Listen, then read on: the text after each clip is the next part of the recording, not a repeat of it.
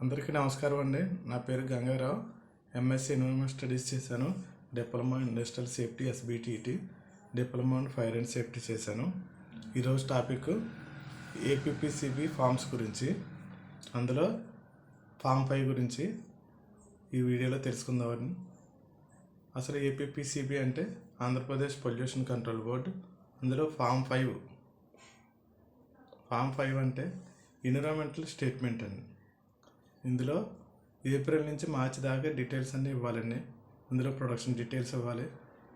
దాంతోపాటు hazardous waste generation, hazardous వేస్ట్లు ఏమొస్తాయంటే spent carbon, organic residue, inorganic residue, ETP sludge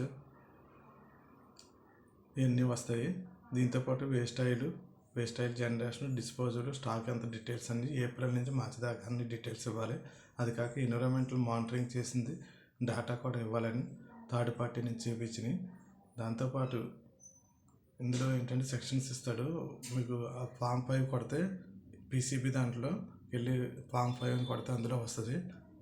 అందులోకి వెళ్తే ఒక చెక్ లిస్ట్ వస్తుంది. ఆ చెక్ లిస్ట్ ప్రకారం ఏబిసిడి అని ఉంటాయి.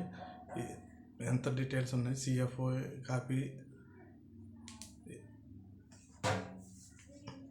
మిగతా డీటెయిల్స్ అన్నీ ఇవ్వాలి. అందులో ఎన్విరాన్మెంట్కి సంబంధించిన ఇంప్లిమెంట్ చేస్తే ఆ ఇంప్లిమెంట్ సంబంధించిన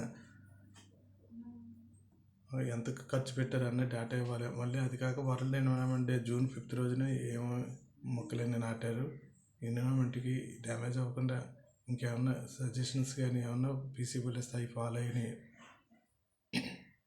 అన్నీ ఇందులో తెలియజేయండి. ఈ చూస్తున్నందుకు ధన్యవాదాలండి. Thank you.